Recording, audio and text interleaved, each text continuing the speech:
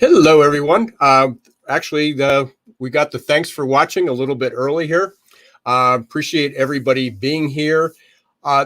Welcome back to another Geeks, Geezers, and Googlization. Today is, what day is today? Is Wednesday.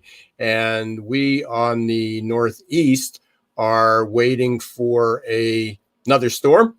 I'm waiting for Joyce. I'm not sure what happened to Joyce. I'm here. Here I am. Okay, so good. And welcome, Tom. So we're working through with Roxy a couple new things. So we're stumbling here a little bit, but we are back. Joyce, you are in Texas. I am in Texas, hard as hit by this craziness, this weather aberration, so to speak. We have the 100-year storm here going on in Texas. Yeah, you actually have snow and you have ice and you have cold, and many people, and I know you've been out occasionally, didn't have power. Electricity, yes. Have electricity. It was so difficult, yeah. And I know, go ahead. We for granted the creature comforts, Ira. Yeah, we do. Things like heat and water. So it's interesting. Right before we went on the air, and we're definitely going to talk to Tom about this.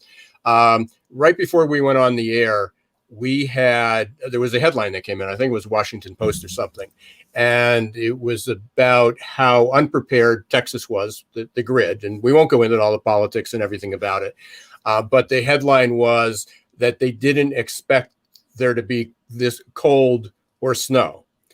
And I couldn't think back because a year ago, 12 months ago, we were facing a pandemic, and certainly cold and ice, in Texas is one thing. It's a small comparison to the pandemic, but the same story was we weren't prepared for it. It was coming. Yet, if you listen to the experts, if you watch the trends, which you do, and I know Tom does, that's what you guys do for a living. You watch the trends. It was coming. It was expected. Yeah, maybe it only happens once in 100 years, but well, it's 100 years, and it's going to show up. So those are two strikes, and what we're going to talk about today, especially with Tom. Some of the megatrends that are happening in HR, not only in the U.S. but globally, and when they happen, we don't want anybody to step back and go, "This was totally unexpected. How could this have happened? No one would have seen it coming." And yet, one day after the other, there's things that people keep saying, "We never expected this. We never saw it coming," until the day it happens. And then it's like, what a surprise. And what are we going to do about fixing it? And these are big problems. And again, I think on the scale of things, certainly, I know you're going to talk a little bit later about climate change, the impact that's having. That'll be our head of the curve segment. But right now, we've got Tom Haak from the Netherlands, all the way from the Netherlands. I met Tom, just a little bit of background on this. I actually officially just met Tom yesterday, last night on a rehearsal to make sure the technology was going to work. But prior to that, he and I have been hanging out on this Thinkers 360 global influencer list, and we keep chasing each other's tail back to back. We keep flipping spots. I think right now is, Tom, you're one ahead of me on one of the lists, and I'm one ahead of you on another list.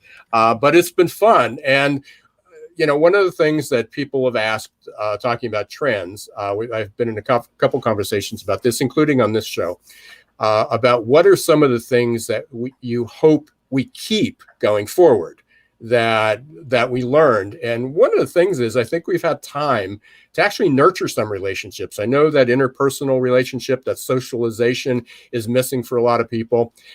But being online and people being home, we've had an opportunity to connect with people that formerly were so busy. And Tom was one of those people speaking around the world at conferences and meetings that I'm not sure we would have had the ability to even have this conversation as easily, or to have that, or that, again, just participating in some of the sharing of knowledge that we do on an everyday basis.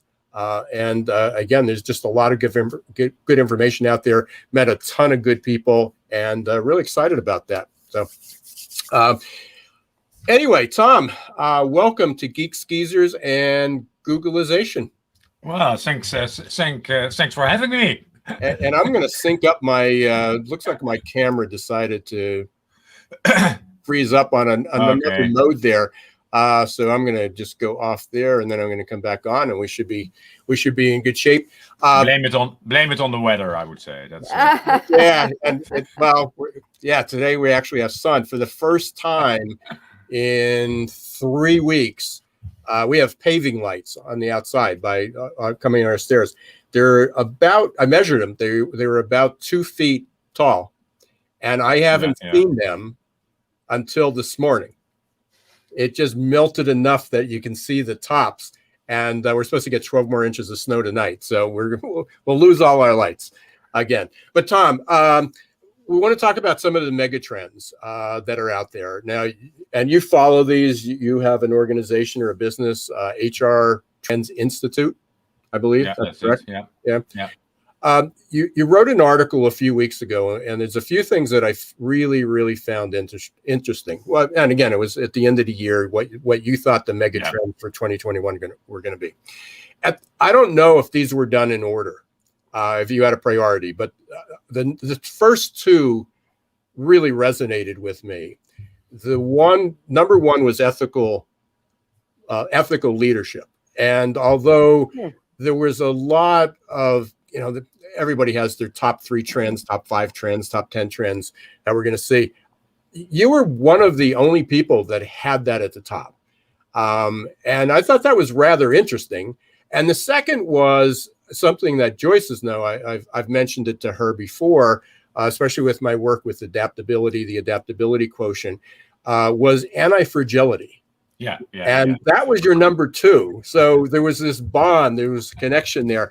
But there's obviously some other trends. But I was fascinated that you chose ethical leadership and anti-fragility as 1 and 2. Yeah. Now, was that a priority? I mean, do you well, it's never really a priority, but it's more it's partly the trend list and partly my wish list as well. So it's a mixture. So I have a question for you, Tom. Yeah. What is the difference between anti-fragility and resilience? Yeah, I would say, and it's not from me. It's Taleb, the great writer who wrote about that. He also wrote a fantastic book, The Black Swan, and Ira was referring to that. Basically, when do really unexpected things appear, you cannot prepare, but if they come, you better be ready. And he was saying, well, you have something like fragile, breakable, etc. Then you could say resilient or robust. You can bounce back, but anti-fragile is kind of bouncing back, but at a higher level. So becoming better of adverse conditions. And I like that concept a lot. So it's not bouncing back, and resilience is more, okay, you're resilient, you go with the flow, and you still are alive. But anti-fragility is, well, you become better. And for not only for individuals, but also for organizations, that's an interesting concept. Because let's look at the COVID-19 crisis. You saw a lot of differences. Some organizations were able to be flexible, were able to think, oh, well, things are changing. Right, and take advantage of changing market conditions, for sure. And then in the Netherlands, you saw a category of people saying, what is the government doing? How are they helping us? Still all today. All over the world you saw that, Tom. We're 1 year.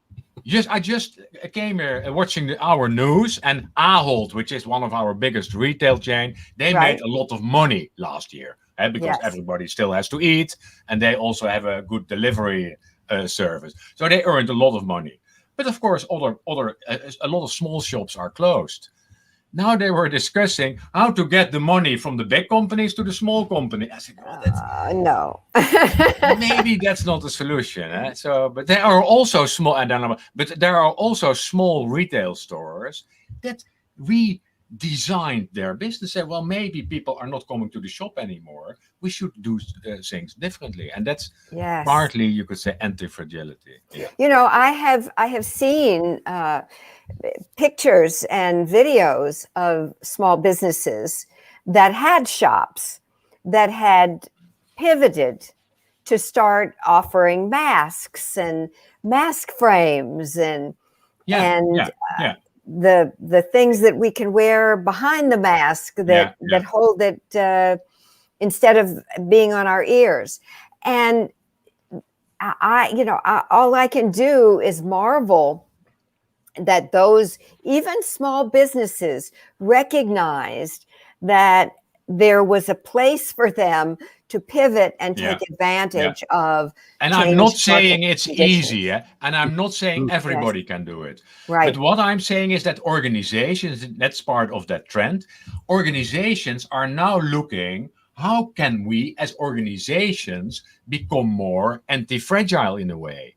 Right. And that's partly back to the people. Do we have the people on board who can easily adapt, think about new things? That's, you could say, the anti-fragile personality. And that's why Ira and I have talked so frequently about the fact that adaptability is the talent that is most in demand by companies today, so that we can have the team that we need to be anti-fragile. But here's the key that I think is really the most important. And that is that not only do we need to recruit those people who can help us be anti-fragile, but we need to engage them and ask them what they think and allow them to help us move forward into the future. Too many organizations make the mistake of hiring these wonderful people, and then they never ask them what they think. They never ask them for suggestions. And so all of this talent remains locked up in the person's being.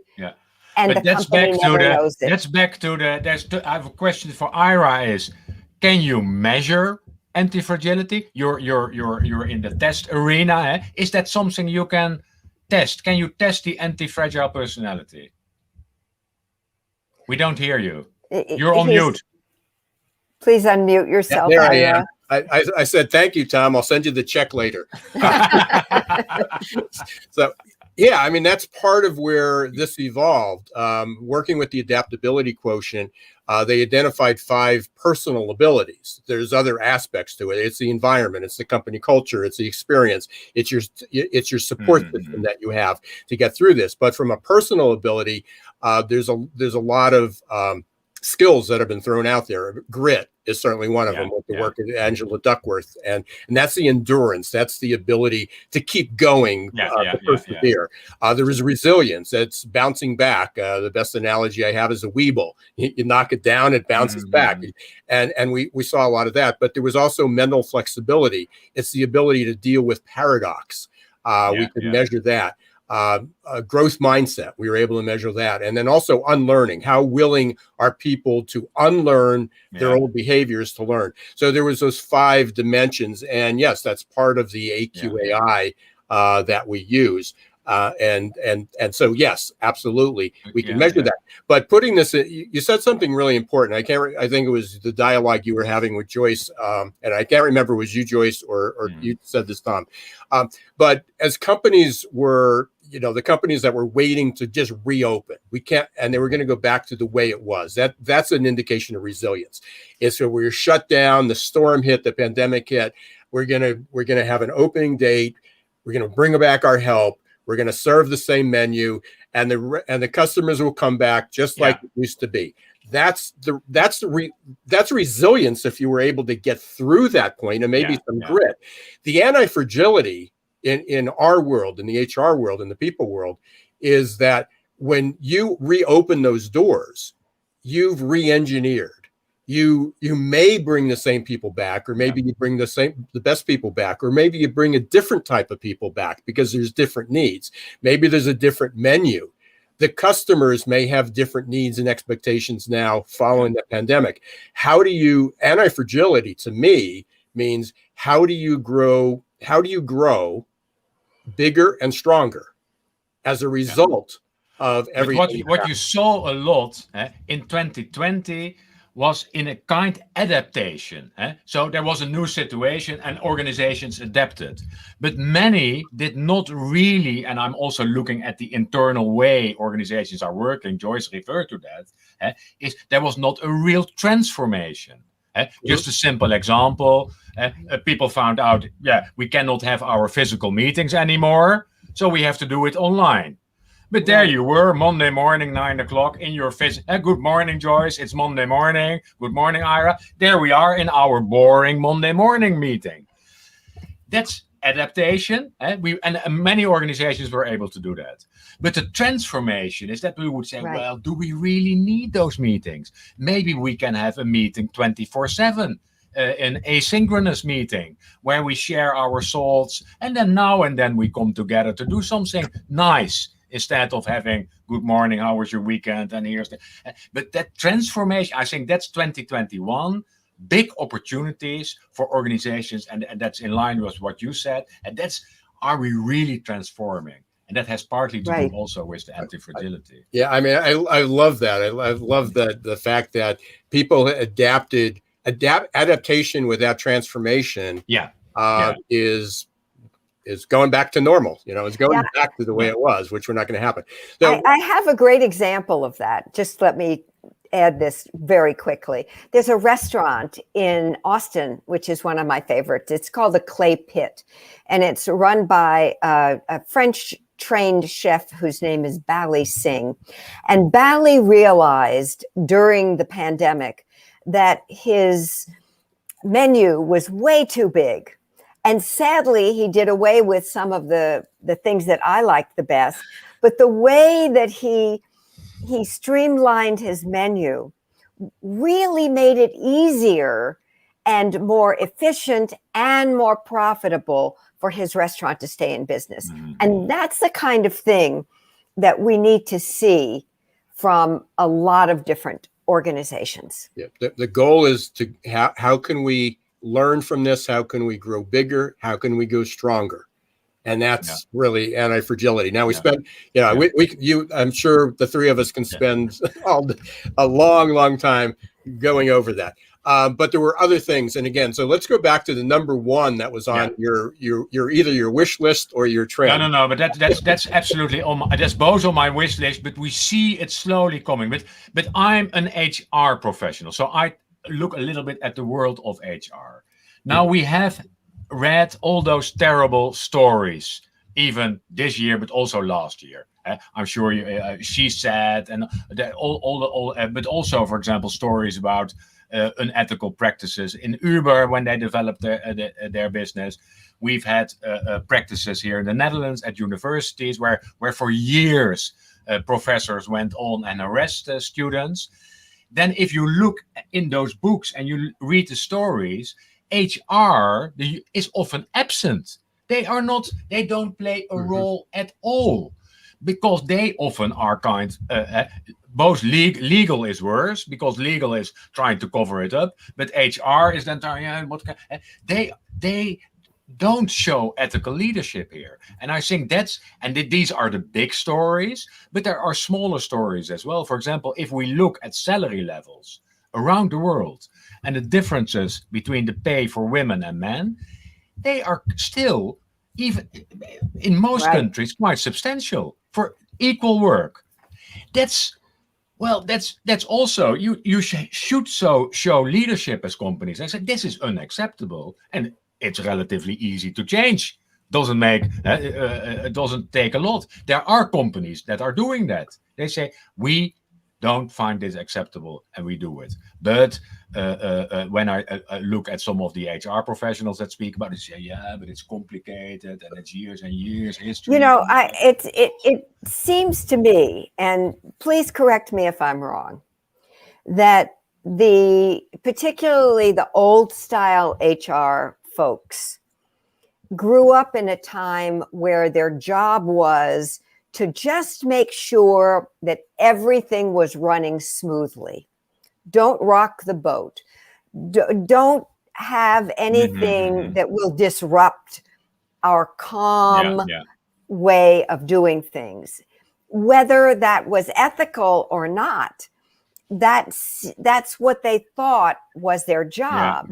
And now here we are in 2021, and we're asking them to get out of their comfort zones and to not play police people, but at least to support the examination and the making sure the inquiry, right? But it's not only HR, of course. So it's not only HR, it's wider, but it's exactly as you're saying. And it's partly also because many HR, they were so keen on being part of management. Saying, we are also management and we are part of the top team. So they associated more with the top of the organization than with the people in the organization, because that was old-fashioned. But now, they should, it's not either, but you should play a role in saying this is the practices in our organization, the practice in society. And there are many practices where organizations can do something. So also organizations, and there are signs. So there are signs that people are expecting more of organizations to take a point of view, not to say, oh, there's things happening.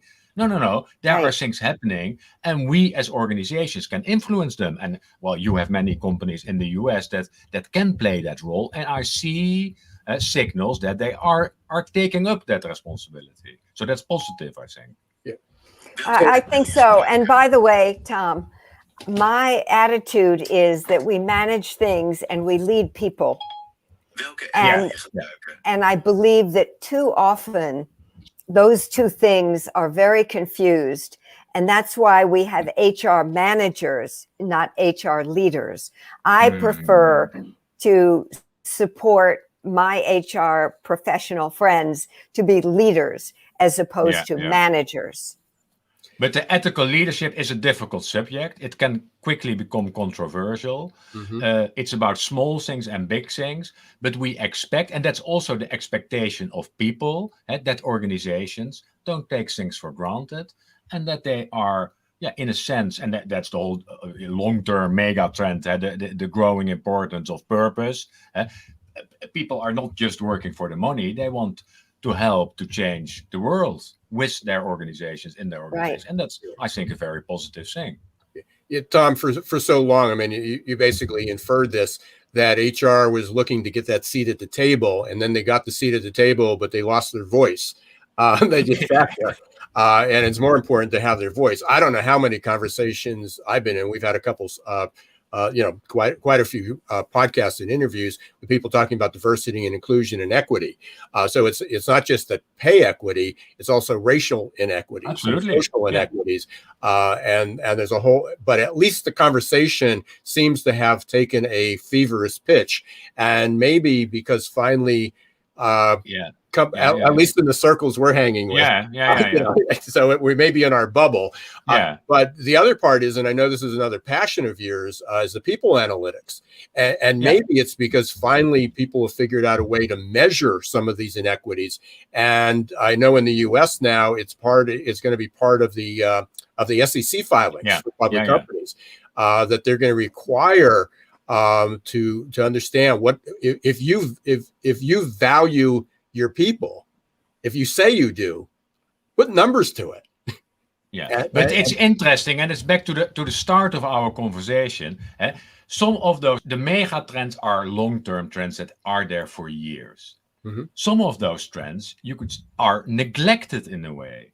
So, for example, using data and scientific knowledge in the workplace, well, that's nothing new. But it's partly not done. I'll give you a super simplistic example, referring to the biases.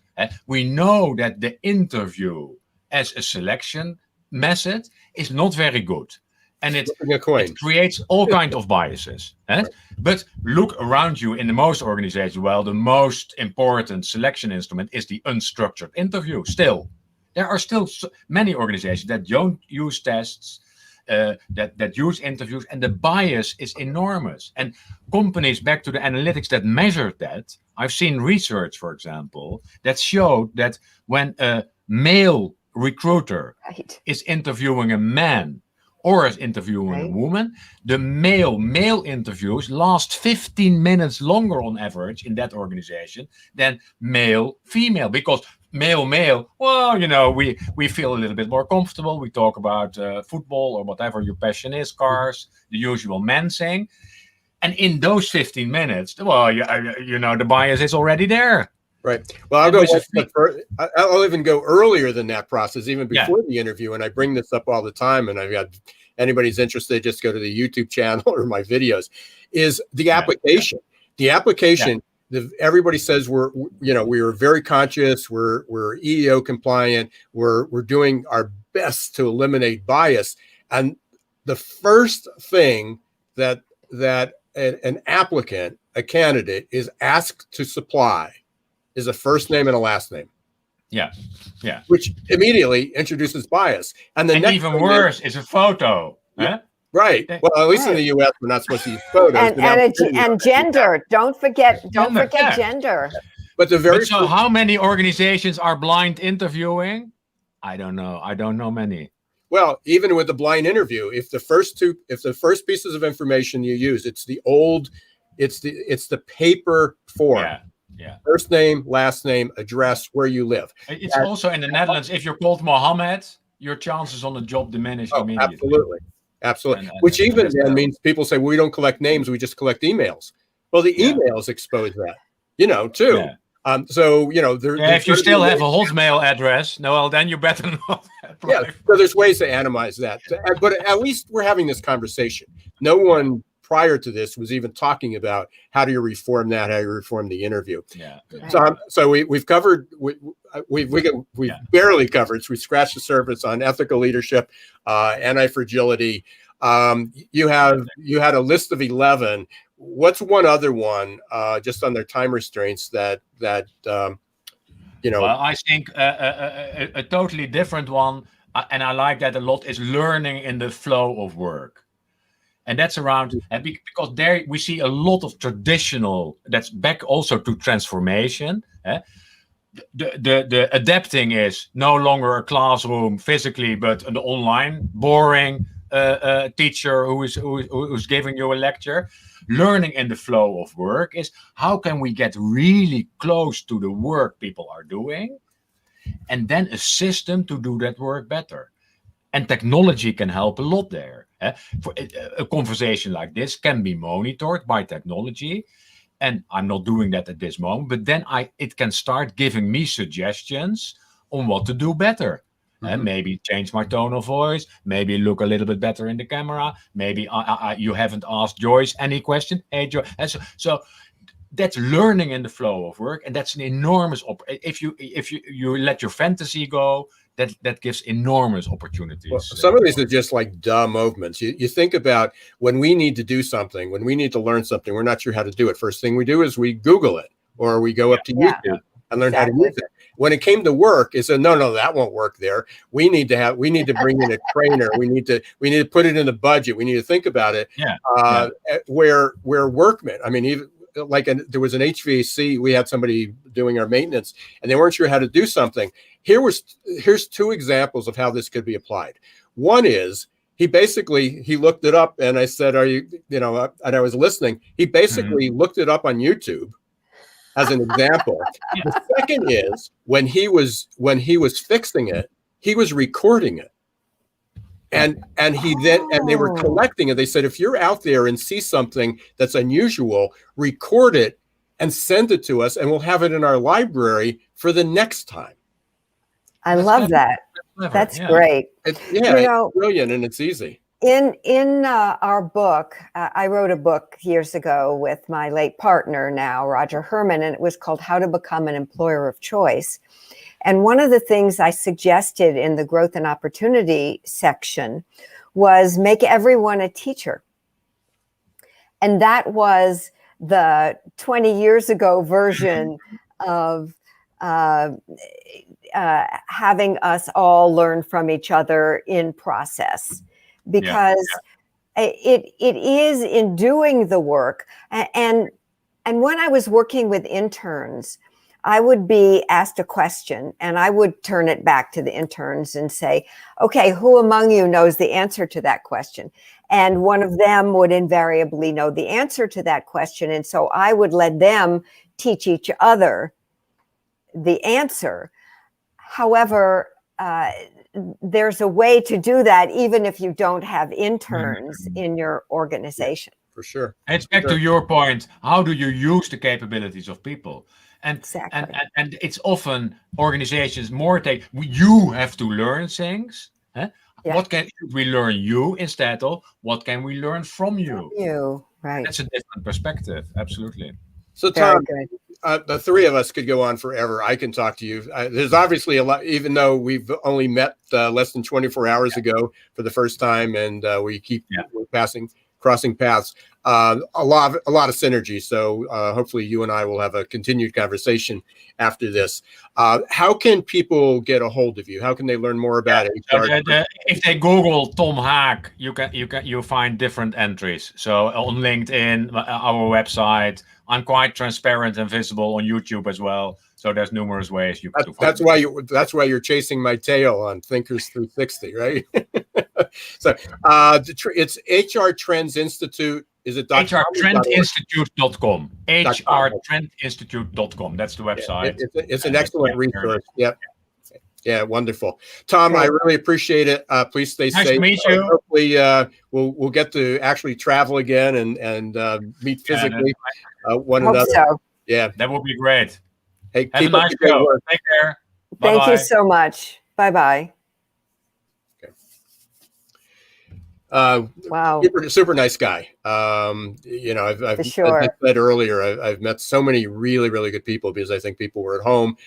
So you had those opportunities to develop some relationships where in the past, everybody was in passing and it was more difficult. So there are some good things that are coming out of the pandemic. We are going to take a short break and talk about another trend that's coming on ahead of the curve, or a trend that's here. We're going to hear from our two sponsors. One is Ngomo. And again, we really thank them for being part of being our sponsor, for helping us get the message out. And they also have a wonderful message. And I think it's in 2 weeks. We're going to have Al Wynot he's going to be here. We're going to talk to him. He'll be our guest. Yeah, we're going to talk to him a little bit more about what's going on.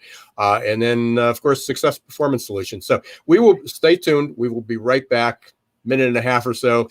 And we're going to be talking about climate change. Imagine growing great employees and advancing emerging leaders with one small monthly investment.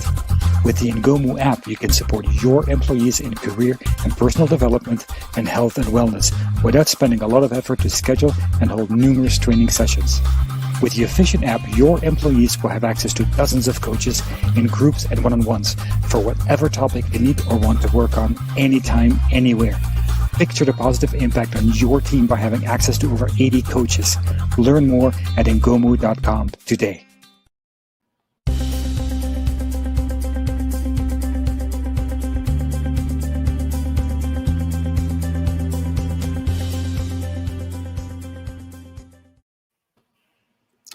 And we are back. Welcome back to Geeks, Geezers, and Googlization. And didn't do this at the beginning of the show, but please, if you're not part of Googlization Nation, you can be part of our community. You go to googlizationnation.com and it's free. You'll get updates about the podcast, the interviews, our show notes, and other events. And on March 24th, I believe it's 11 a.m., you can go up to the website, or you'll get notices if you go to googlizationnation.com. We're having a panel on adaptability, something we were just talking about. And we're going to have Ross Thornley. There's 4 panelists. I'm still lining up a couple of the other ones. But we're going to have Ross Thornley. He's one of the founders of AQAI. We're going to also have Heidi Spierge. Heidi is the Chief Strategy and Marketing Officer of Cornerstone On Demand. And one of their focuses, Cornerstone's On Demand's focus this year, is on adaptability. They have a couple different themes that they're working on, but that is one of them as well. And there's going to be a couple other guests. So please, stay tuned for this. I'll announce the link, but you can also go up to the website and learn more about it, or connect with me on LinkedIn. And I'll be happy to send it. Registration's free, and there will also be one SHRM credit if you attend. So let's go to talk about the other trend that's happening. You're experiencing it for real. Whoa! As I look out my window, Ira, at the not even ice. in Chicago, Joyce.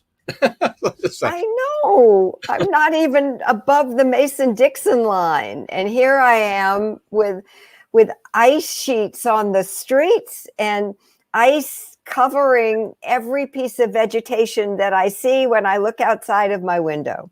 It's really sad. Yep. And the question is, why is this happening?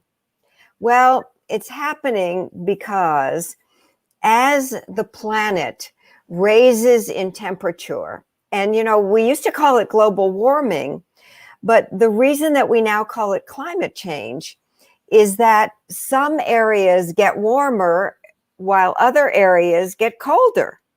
And so we've got this balancing act that the planet is trying to do to equalize temperatures. And we end up with snowstorms, ice storms, hurricanes. And the science is that as the areas warm up, and the Arctic is definitely warming up, as is the Antarctic, more moisture is absorbed into the air. And then that moisture makes its way in what we used to call a polar finger, which is like a U-shaped force that's coming down from the Arctic, and then the jet stream carries it across the country, and that's how we end up with this crazy winter weather. In the hurricane season, it's a little bit easier to understand because the warming oceans mean that the more moisture is being sucked into the clouds. Those clouds then, because of the Coriolanus effect, which is an effect a scientific effect that's been observed that has to do with the direction that wind revolves in, where depending on where you are in terms of latitude on the planet. And it spins that air, which is now filled with moisture, and we end up with bigger and bigger storms. And that's how we get these storms. Yeah, and I think and again, when you say bigger, and again, it's unusual, so people can say, well, it's a 100-year event, and this is the first. It's 100 years. It means it's happened before. So people sort of write that off. What's happening is these 100-year events are now not taking 100 years. They're happening more frequently. For years, like with hurricanes, they went through the alphabet. They'd have 26 names, and they'd go through the alphabet, right. And they sometimes get to 18, or they'd have leftovers. And then last year, they almost went through twice. There were so many hurricanes. Now, part of it's science that they're able to identify these before that they actually happened, but they're happening. But these events, these weather events, are happening more intensely and more frequently. And Yes. that's really important for people to understand, because it's, again, saying, well, Texas has seen snow, Texas has seen ice. We've had these multiple storms before. The Northeast isn't so unusual. It's more going back to the way I remember growing up as a child, that we've had snowstorm after snowstorm. And again, it's cold, but we haven't broken any records this year. But there's other parts that have, and we also tend to live in our own bubble. For and sure. we just think it's unusual weather events, that climate change. It's probably a terrible name. That there's so many more effects of that. Right. And one of them has to do with infections, because when the weather changes in areas, the animals that lived in a particular area may need to move to another area to stay more comfortable. And when they move into that other area, they come face to face with animals that they had never before. Well, and that's where we get that spillover. Well, when you talk about never before, it is because the ice caps are melting. There are bacteria and viruses that are trapped under the ice literally millions of years ago. Right. And so you can say, well, you talk about it hasn't happened in a million years. Okay, well, now it's happening again because it happened once and people might have died for it. There may have been a pandemic a million years ago, or it was a common disease, but now we have millions of people on the planet, not just a handful. We have mobility. So what maybe was isolated in the Arctic or in Antarctica is now going to be spread much more readily. So we're introducing new variants on a daily basis anymore, even with COVID. The animals are moving different places. We have more human mobility. We haven't had it like we did prior to that, but people are still moving around and socializing. And then we have millennial old viruses and other infections that are just kind of showing up because and this isn't we've unearthed them. Yeah, we're again, I don't want people to think that, because frankly I'm the millennial trapped in the baby boomer body, I'm still thinking that there's a lot more to go. I'm optimistic in the sense that there is hope, there is opportunity. And all we have to do is recognize that these things are happening. And then we have our abilities, we have our collective manpower, we have our collective knowledge, we have our technology to help solve some of these problems. But we can keep ignoring them. For sure. Yeah. And the fact is that change is coming at us at an ever increasing rate.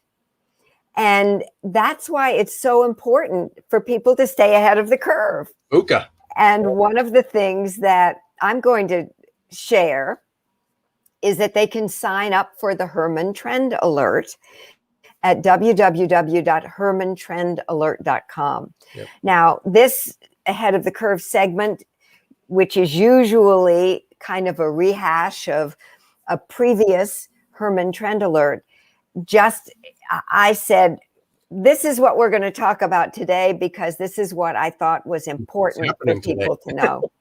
It's happening today. No, absolutely. And again, I want people to think about it. Again, we primarily focus on HR, the business of people, with that, of how is this going to impact businesses? How is this going to impact people?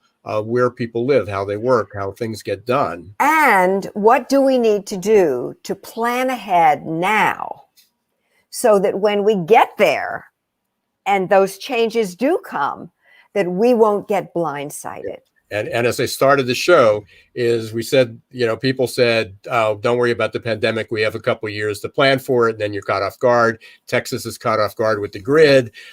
Things of, hey, we don't, what's the chances of getting snow and ice and cold for an extended period of time?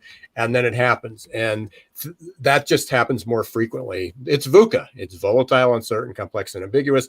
I put out a tweet, but I did it on LinkedIn the other day. And I said the new uncertainty is the new normal. And we need very to be, appropriate. We need Yes. to become comfortable with that. We are almost out of time again. We want to thank, again, all our listeners. We want to especially thank our guests. And today our guest was Tom Haak from HR Trend Institute.